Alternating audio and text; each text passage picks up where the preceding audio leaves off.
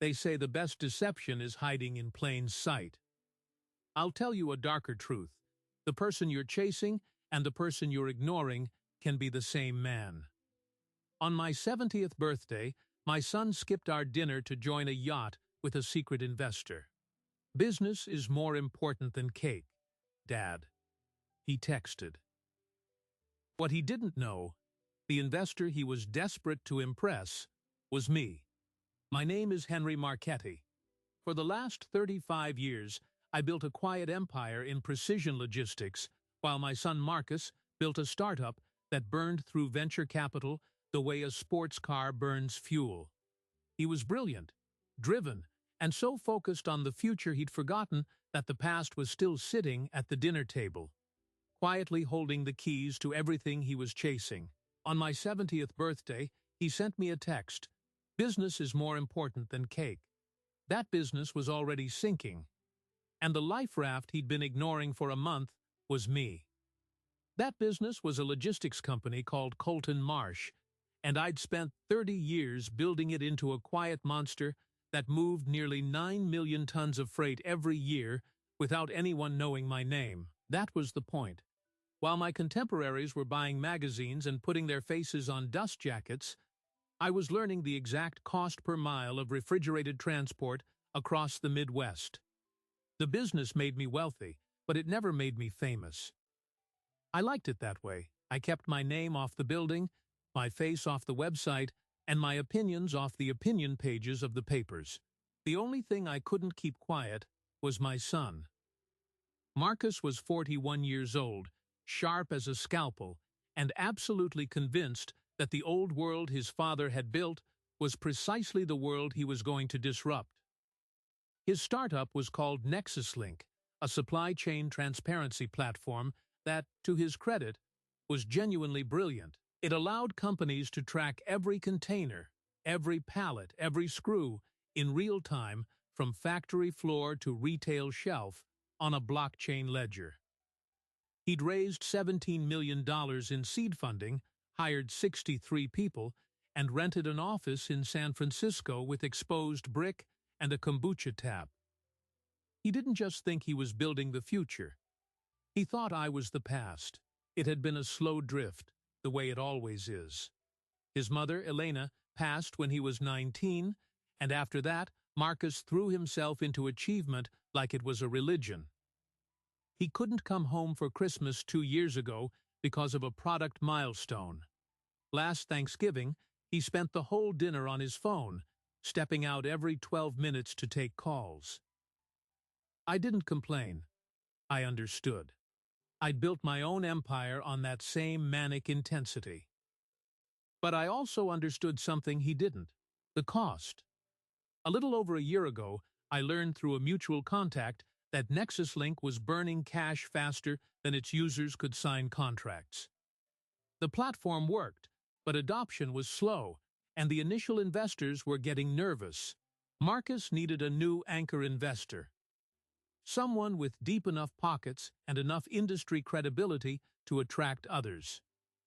He'd been courting a mystery fund called Shoreline Equity.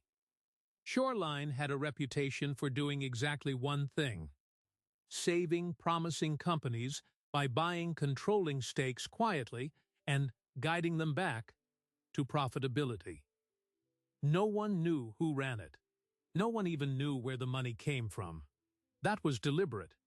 I knew who ran it because I had created Shoreline Equity 8 years earlier as a side vehicle for exactly these kinds of tactical investments. My name wasn't on a single document.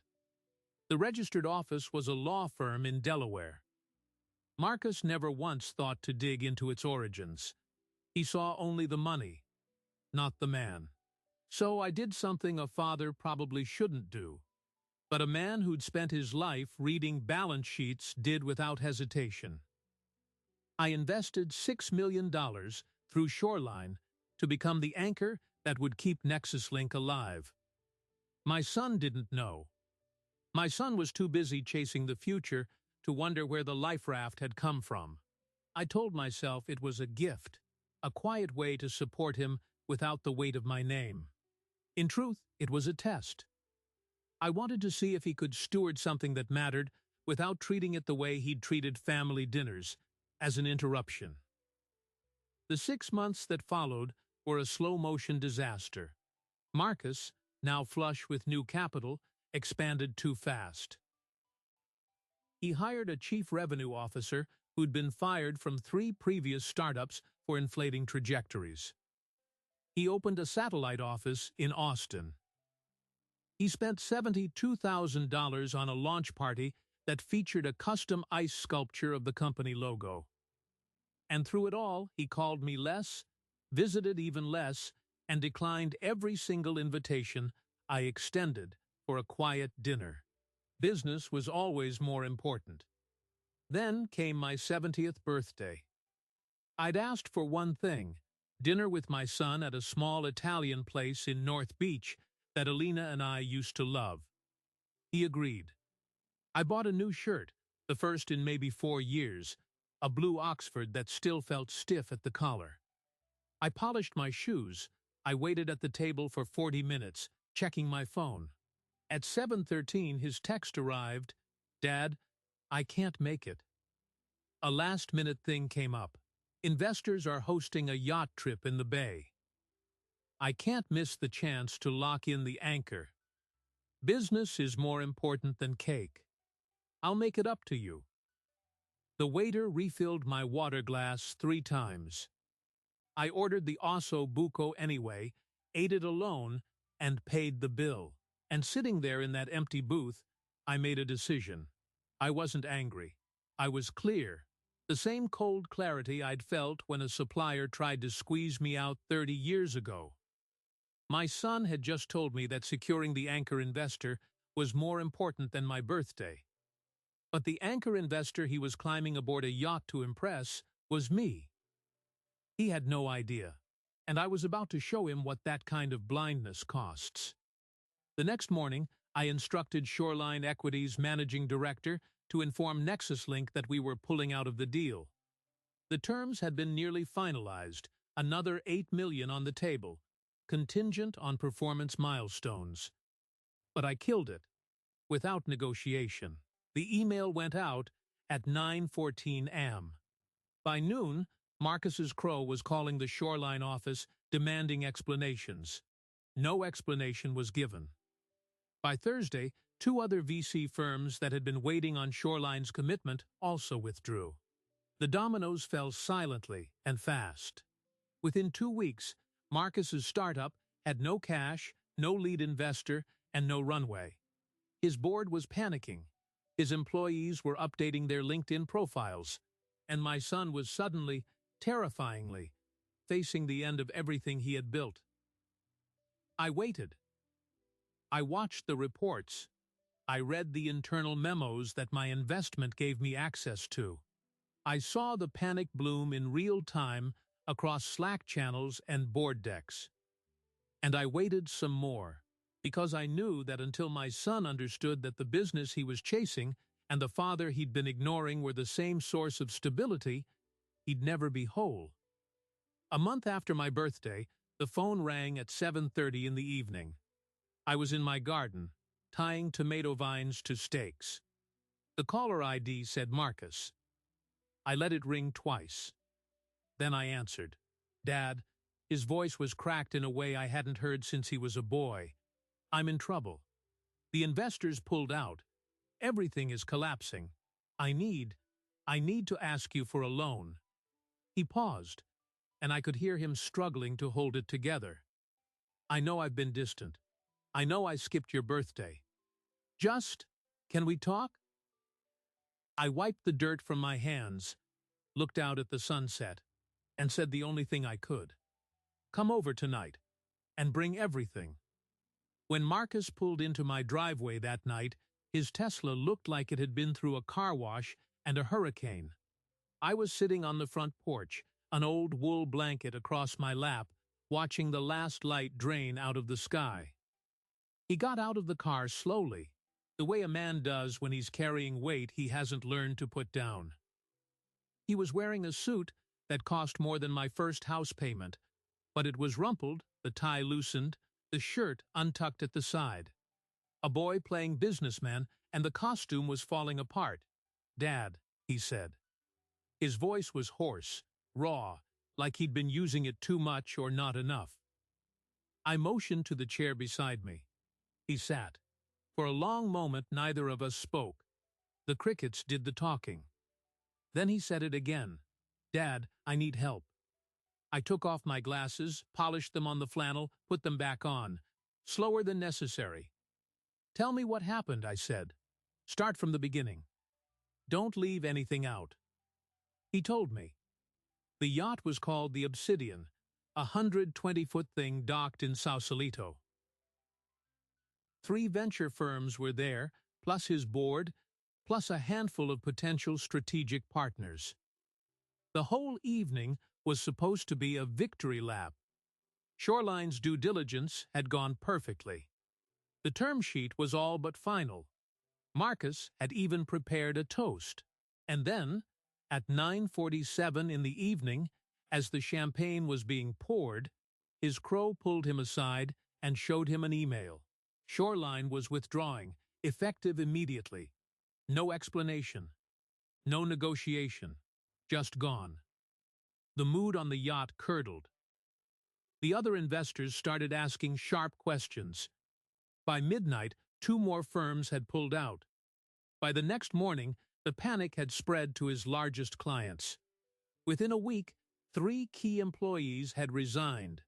Now he had 14 days of runway left before payroll would bounce. I listened to all of this without interrupting. When he finished, he looked at me with an expression I recognized. It was the same look he'd had when he was 10 years old and his model rocket had flown into a tree. Helpless, desperate for a grown-up to fix it. "I need a bridge loan," he said. $500,000, maybe 700,000. Enough to make payroll and buy time to find a new lead. "I've got nothing left, Dad. The house has a second mortgage.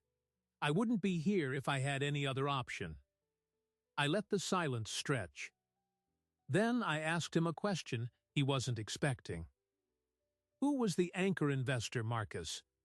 The one you were so desperate to impress that you skipped my birthday dinner?" He blinked. "Shoreline Equity. I told you. They're a white label fund out of Delaware. No public profile. I've never even met the principal. He operates through intermediaries. And you never thought to research who that principal might be?" He looked at me like I'd asked why he hadn't taught himself Mandarin. "Dad, that's not how it works. These funds value anonymity. I wasn't going to jeopardize $8 million by digging into the guy's identity." "It didn't matter." "It mattered," I said quietly. "It mattered more than anything in your entire adult life." Something in my tone made him go still. The same instinct that must have served him in 100 boardrooms. He knew I was about to pull a thread, and pulling it would unravel something he couldn't yet see. I stood up, walked into the house, and came back with a manila folder. Nothing fancy, just a folder from my desk drawer. I handed it to him. Inside was a single document, the incorporation filing for Shoreline Equity, dated October of 2015. The registered agent was a law firm. The sole member was listed as a trust. The trust was called the Marchetti Family Trust. He stared at the page. I watched the pieces connect behind his eyes, not all at once, but in a slow, terrible sequence. The name of the trust. The date of incorporation, 8 years ago. The fact that the investment had appeared exactly when his company was foundering. The terms almost too generous. The due diligence surprisingly light. The fact that no one had ever been able to tell him who Shoreline was. "You," he whispered. "You're Shoreline." "I am." He stood up. The folder dropped to the porch. "You're telling me that I spent 6 months courting my own father? That the investor I've been killing myself to impress, the one I skipped your birthday for, was you the whole time?" "Yes." He turned away. His hands went to the back of his neck. He was breathing in that shallow, controlled way people do when they're trying not to shatter. I let him walk to the edge of the porch and back. He was doing the math. The yacht, the missed dinner, the text message he'd sent. Business is more important than cake. He had, in front of witnesses, told his father that a meeting with an anonymous investor was more important than cake. And the anonymous investor had been sitting at the restaurant, alone, at that exact moment. Marcus turned back to me. His face was a war zone. There was anger there, hot and immediate. And underneath it, shame so raw it looked like a wound. "You let me humiliate myself," he said. "You could have told me. You could have said something. Instead, you let me walk onto that yacht and make a fool of myself in front of everyone. I didn't flinch. You walked onto that yacht before anyone made you. You sent that text before you knew who Shoreline was. You chose business over family, Marcus. I didn't force that choice. I just didn't stop it." He opened his mouth to argue, and then closed it. Because he knew I was right. That's the thing about a moment of true clarity. You can't argue with it. You can only sit inside it. "You killed the deal," he said after a long pause. His voice was quieter now, less certain. "You pulled the funding on purpose." "I did, the morning after my birthday. I called my director and told him to withdraw.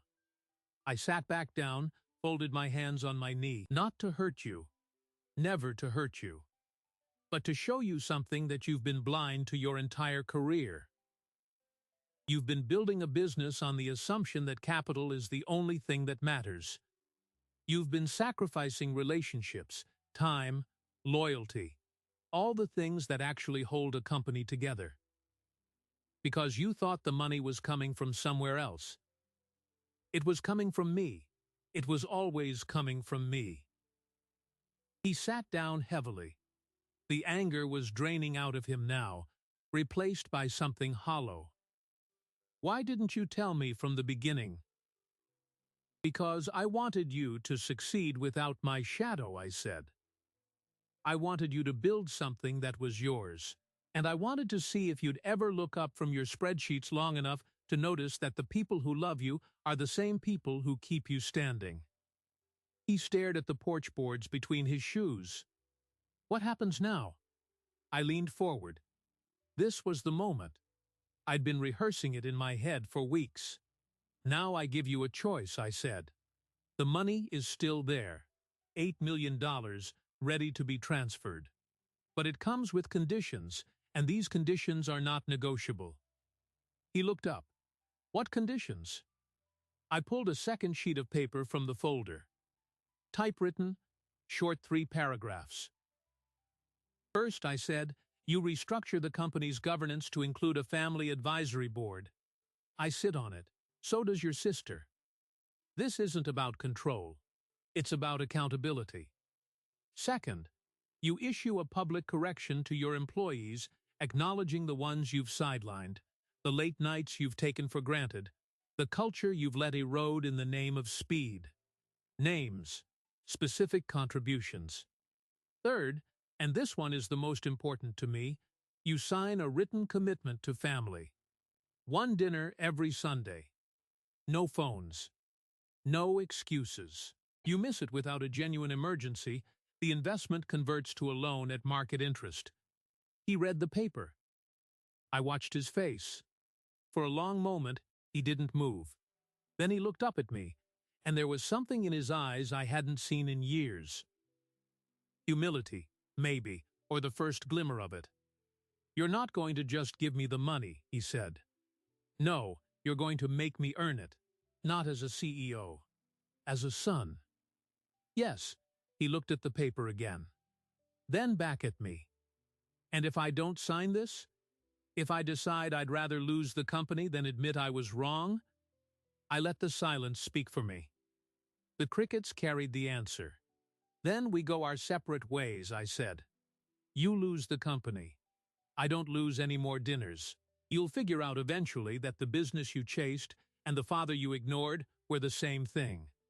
But I'm not going to make that discovery for you. You have to decide if you want it. Marcus didn't answer right away. He looked at the paper, then at me, then at the porch ceiling, as if the old boards might offer a different version of the world he had just been handed. I gave him time. One of the things 35 years of logistics taught me is that speed kills decisions that need to breathe. After what felt like 5 minutes, but was probably 30 seconds, he folded the paper carefully, slid it into his jacket pocket, and stood up. "I need to think," he said. "I can't sign this tonight." "I wouldn't want you to," I said. A man who signs something this important in the dark on a porch isn't a man who's decided anything. Go home.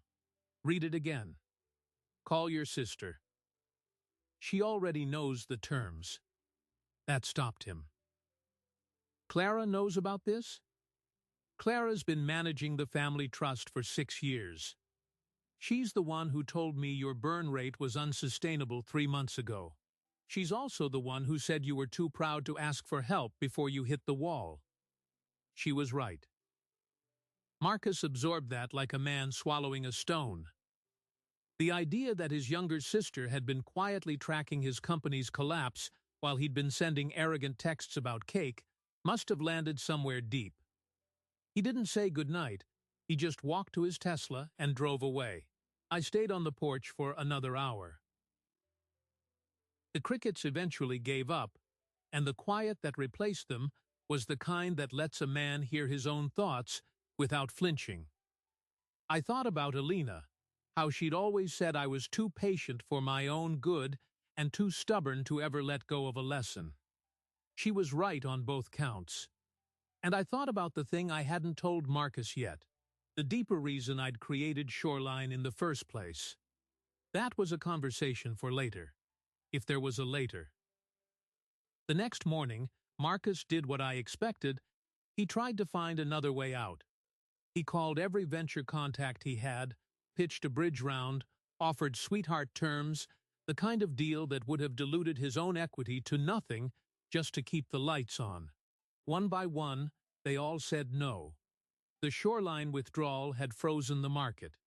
In tech investing, fear moves faster than money, and nobody wants to be the first fool through a door that just slammed shut. By Thursday, 2 more senior engineers had accepted offers at a competitor. His head of product, a woman named Janelle, who had been with him since the first round, gave her notice on Friday morning. She told him privately that she still believed in the mission, but couldn't risk her mortgage on a company that might not make payroll in 10 days. He understood. He always understood when other people had to protect their families. He just never thought he'd have to learn how to do it himself. On Saturday evening, he showed up at my door without calling. This time the suit was gone. He was wearing jeans and an old Stanford hoodie, the same one he'd worn during his first startup pitch 10 years ago. The symbolism wasn't lost on me. He looked younger and also much older, the way men do when they've stopped performing. "I read the paper a dozen times," he said, standing on the porch. "I talked to Clara. She told me about the trust, the governance structure you set up, everything. She also told me you've been funding Shoreline with your own money, not even the company's. You could have told me that. I didn't want you to think the money came without cost," I said. "It cost me decades of discipline. You needed to feel that before you could spend it." He nodded, not arguing. Then he said something I didn't expect. "I'm ready to sign. All of it. The board, the public correction, the Sunday dinners. I'm ready. But there's a problem." I leaned against the doorframe. "Tell me." "The board found out who Shoreline is. I don't know how. One of the junior analysts must have traced the incorporation docs. It doesn't matter. They know my own father pulled the plug, and they're furious. They're calling it insider manipulation. The Crow, the one I hired against your banker's advice, has been feeding the board a narrative that you orchestrated this whole thing to seize control of Nexus Link after I tanked the valuation. He's threatening to go to the press unless I resign immediately and hand the company over to him. I didn't react visibly, but a cold spike went through me. This was the variable I hadn't controlled for. I had planned for Marcus's ego, for his denial, for his anger. I had not planned for a boardroom coup led by a man whose only talent was self-preservation. The Crow, whose name was Derek Fallon, had been a mistake from the beginning. He was the kind of executive who always had a spreadsheet that proved his own indispensability and a narrative that absolved him of any failure. And now that narrative was about to become a weapon. Does the board believe him? I asked. Some of them do. The others are scared. They're looking at a dying company and a potential lawsuit. Fallon is promising he can raise emergency funding from a rival logistics conglomerate if I'm out of the way. He's framing me as a naive founder who can't be trusted because my own father undermined me. I walked inside, and he followed. We sat at the kitchen table, the same table where Clara had told me 3 months ago that Marcus was heading for a cliff. "What do you want to do?" I asked. He ran his hands through his hair. "I want to fight for it. But not just for the company. I want to fight for the conditions you laid out. I want to tell the truth about what happened, about why I skipped your birthday, about who I've been ignoring. I want to read the names of every employee I've overlooked. But if I do that, Fallon will twist it. He'll say I'm unstable, that I'm working for you, that the whole thing is a family scheme. He'll leak it to TechCrunch by dinner. Probably, I said. But there's something you're not seeing." "What?" I leaned forward. "You're afraid of the truth getting out." "But the truth, Marcus, is the only thing that's ever been completely on your side. Fallon can spin a conspiracy. He can't spin the fact that you stood in front of your employees and took responsibility.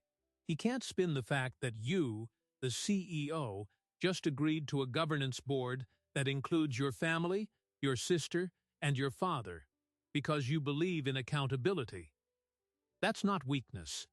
That's the exact opposite of what he's selling. He wants to present you as a puppet. You present yourself as a man who finally cut his strings." Marcus looked at me, and for the first time since the whole disaster began, I saw something flicker in his eyes that looked like hope. "You're telling me to call his bluff.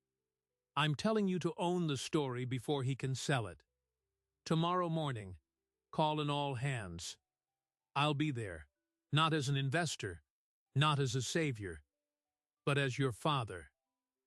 You'll read the public correction, you'll name the people who deserve credit, and you'll tell them exactly why the company almost died. If Fallon wants to go to the press after that, let him. The press will have a story about a founder who learned the hardest lesson of his life and stood up in front of everyone he'd let down. Those are the stories that stick." He sat with that for a moment. Then he nodded, slowly, the way a man does when he's decided something irreversible. "I'll do it," he said. "But I need you there. The employees need to see you, to understand that this wasn't just some cold manipulation. They need to hear it from you, too." I agreed. The next morning, we drove to the Nexus Link office together. Not in his Tesla, but in my pickup. That was deliberate. I wanted the employees to see the man behind the mystery. The old man in the flannel who owned everything and demanded nothing, not the myth of a ruthless puppet master. The office was a converted warehouse with exposed beams, standing desks, and a giant screen that usually showed real-time shipment data. Today, it showed a blank slide. The room was packed. 63 employees, looking exhausted and suspicious. Fallon stood near the back, arms crossed, a smirk waiting to happen. Marcus walked to the front, and I stayed near the door. He didn't use slides, he didn't use notes, he just started talking. He told them about my 70th birthday. He told them about the yacht, the text message.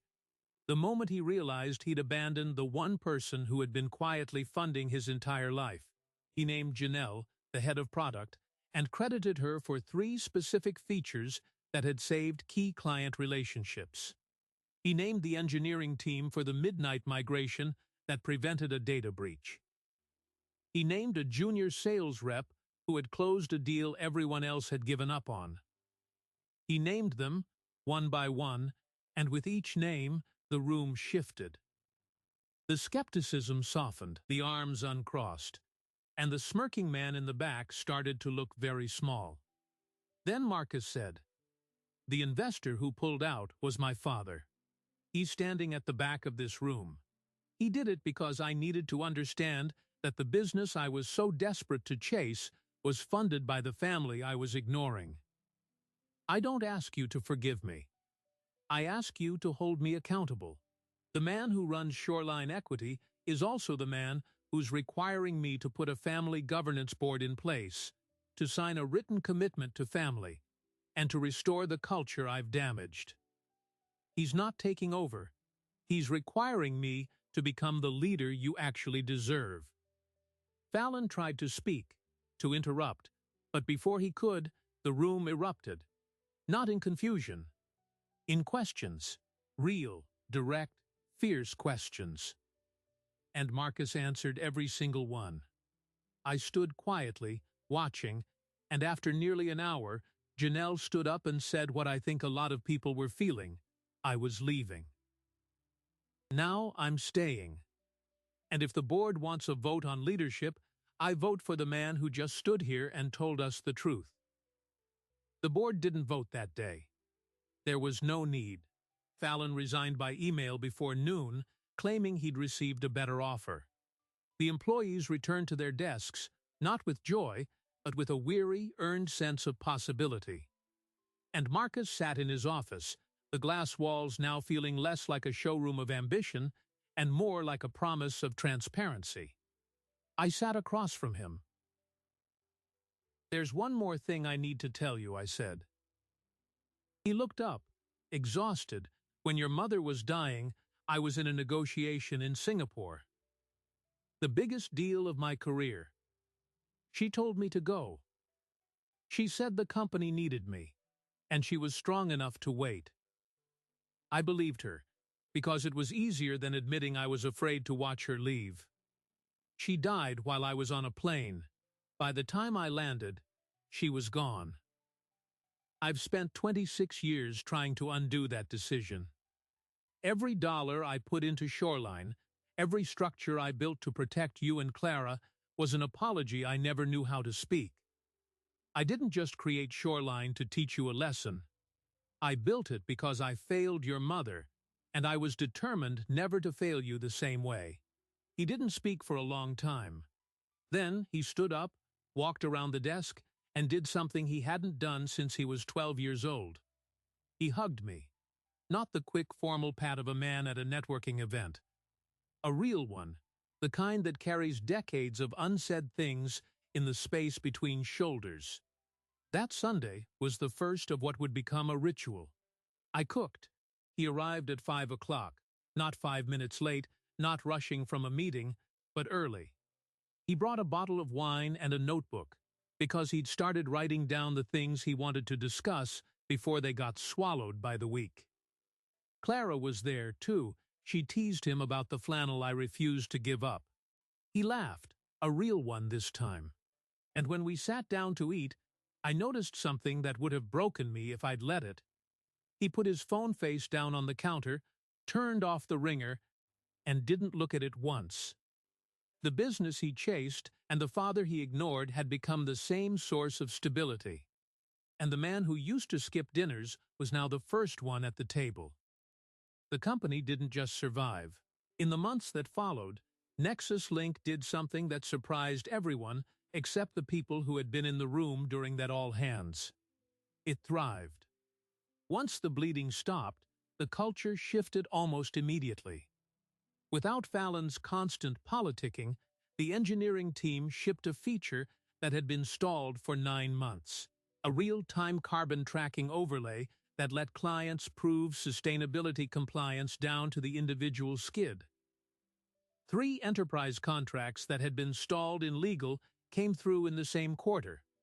The burn rate dropped by 40%, not because anyone imposed austerity, but because the frantic, performative spending stopped making sense. The kombucha tap stayed, but the custom ice sculptures never came back. Marcus held his first family advisory board meeting 6 weeks after the all-hands. Clara sat at one end of the table. I sat at the other. He presented a quarterly report, answered every question without deflecting, and listened when Clara pointed out that his customer success team was dangerously understaffed and that he'd been ignoring retention data because the new logos looked better in the board deck. He took the note. He didn't argue. He just wrote it down and hired 3 people the following week. The public correction he drafted went live as an open letter on the company blog. And then it did something letters like that rarely do. It went viral for the right reasons. Not because it was scandalous, but because it was specific. Marcus named the late-night engineering team, the junior sales rep, Janelle, the product lead he'd nearly lost. He wrote about skipping his father's birthday, about the text message, about the anchor investor who'd been sitting at an empty restaurant. The letter didn't ask for sympathy. It asked for accountability. And in the tech press, where the default mode for months had been cynicism about founder egos, the letter became a story about what happens when someone actually stops performing and starts leading. Janelle stayed. She became chief product officer and pushed the platform into a market segment that the company had previously dismissed as too small. That segment turned out to be the wedge that opened a contract with one of the largest port authorities in the country. The company didn't just get stable, it became what Marcus had always promised it would be. Except now, it was built on a foundation of people who felt seen instead of used. I watched all of this from a distance, the way I'd always watched things.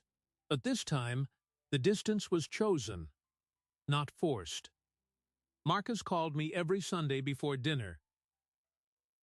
Sometimes he asked for advice on a board negotiation or a hire. Sometimes he just wanted to tell me about something Clara had said that made him laugh. The calls always ended the same way. "See you Sunday, Dad." Then, 6 months after the company had stabilized, a letter arrived at my house. Not an email.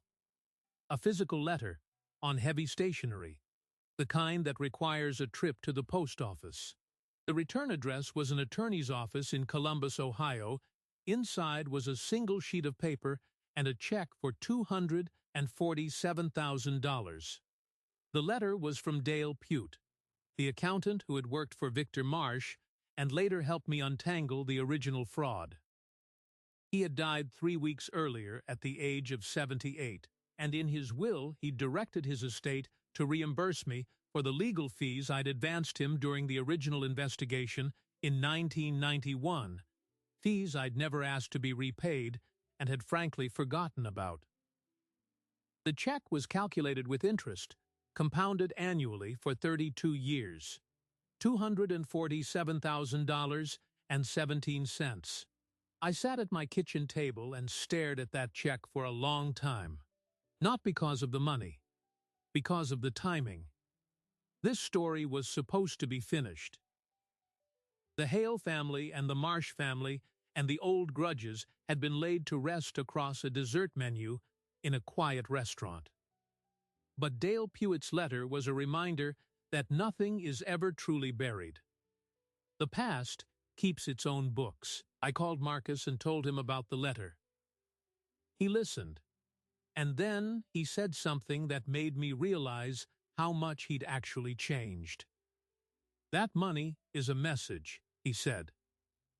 "Pute wanted you to know that integrity eventually settles its debts. Maybe you should put it into something that didn't exist when the original fight happened." Something forward. 2 weeks later, I endowed a small logistics scholarship at the community college in Beckley, the town where I'd started my first warehouse. The scholarship wasn't for business students. It was for mechanics, diesel technicians who would keep the trucks running, the ones nobody ever names. I named it the Dale Pute Memorial Scholarship because the man had kept his own books until the end, and there's a quiet dignity in that. The fall that followed was the first autumn in years when I didn't feel the weight of unfinished business pressing on my shoulders. Alina's absence was still there, a low ache that never fully leaves a man who loved his wife imperfectly, but completely. But the guilt had softened into something I could carry without hiding. I'd told Marcus the truth about Singapore, and he'd received it not as a betrayal, but as a man who finally understood that his father was just another person trying to get it right. And then came the final piece. The thing I hadn't seen coming. The variable that reorganized everything I thought I understood about what had happened. I received a call from the managing director at Shoreline, a man named Lyle who had handled the Nexus Link withdrawal with the precision of a chess player. "Henry," he said, "you need to see something. I've been sitting on it because I wanted the company to stabilize first, but you're going to want to know." He sent over a file. Inside were emails dated 3 weeks before the yacht trip between Derek Fallon and a senior partner at Kestrel Logistics, a mid-sized competitor that had been circling Nexus Link for months. Fallon had been negotiating a side deal. Kestrel would acquire the company's core IP at fire sale prices once the startup collapsed, and in exchange, Fallon would be installed as a division president with a seven-figure signing bonus and a board seat. The entire thing had been choreographed. Fallon had been deliberately inflating the burn rate, hiring expendable roles, and feeding the board a narrative of inevitable failure to push the company off the cliff at exactly the right moment. The Shoreline withdrawal, the one I'd initiated to teach my son a lesson, had disrupted that plan. By pulling out before Fallon could close his backroom deal, I'd unknowingly saved the company from a hostile takeover that would have stripped it to the studs. I read the emails 3 times. Then, I closed the laptop and sat in silence. For 35 years, I'd believed that the world rewarded careful calculation and punished emotion. But in the end, the most consequential act of my business life had been driven entirely by the ache of a missed birthday dinner.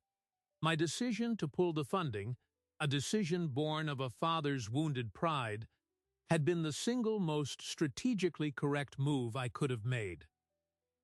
The accountant Dale Pute would have called it a coincidence. I called it something else. The final Sunday dinner of that year fell on a cold December evening. Clara was there. Marcus arrived early, as he always did now, carrying a pie from a bakery near his office. We ate in the kitchen, not the dining room, because the kitchen was where Alina used to cook, and it always felt warmer. Afterward, Marcus handed me a small box wrapped in brown paper. Inside was a framed photograph. It was a picture of me, taken years ago by Elena, without my knowledge.